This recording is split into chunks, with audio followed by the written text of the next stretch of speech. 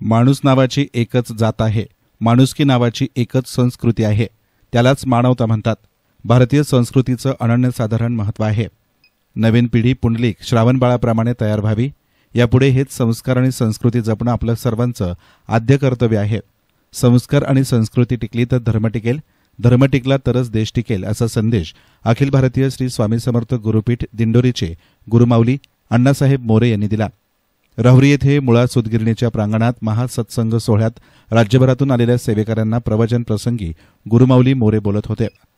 अहिल्यानगर जिल्ह्याचे पालकमंत्री राधाकृष्ण विखे पाटील, राहुरी बाजार समितीचे सभापती अरुण तनपुरे, माजी मंत्री प्राजक्त तनपुरे, आमदार अमोल खताळ, आमदार विठ्ठलराव लंघे, माजी आमदार चंद्रशेखर कदम, माजी नगराध्यक्ष डॉ उषा तनपुरे, सुजाता तनपुरे, युवानेते हर्ष तनपुरे, युवानेते अक्षय कर्डिले उपस्थित होते।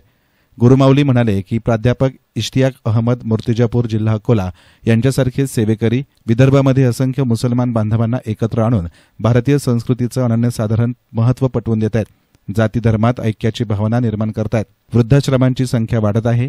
भावी पिढीभर संस्काराची गरज आहे।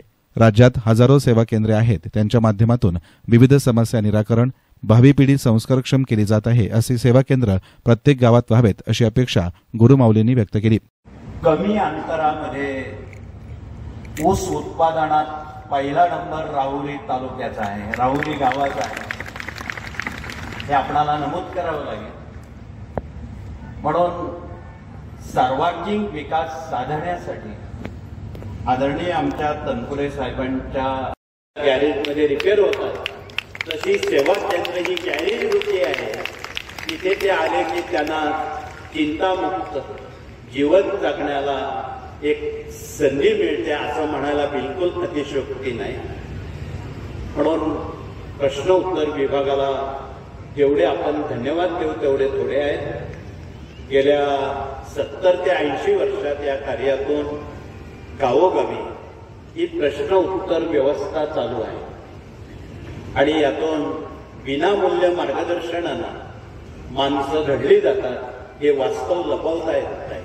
म्हणून गेल्या 80 वर्षात या कार्यानं विनामूल्य मार्गदर्शनाचा लाभ गावागणिक, जिल्ह्यागणिक, राज्यागणिक, देशागणिक आणि विदेशापर्यंत पोहोचवण्याला एक संधी दिलेली आहे। या कार्यातून विनामूल्य काम केलं जातं, कुठलाही मोबदला घेतला जात नाही आणि जो कोणी घेत असेल तो या कार्याचा संबंधित नाही असं म्हणायला अतिशयोक्ती नाही।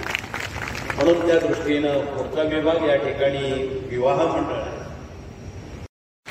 ही व्याख्या त्यांनी आज आपल्या मनोगतातून आपणापर्यंत सांगताना त्यांनी विदर्भामध्ये असंख्य मुसलमान बांधवांना एकत्र आणलं आणि भारतीय संस्कृतीचं अनन्यसाधारण महत्त्व त्यांनी पटवून दिलं।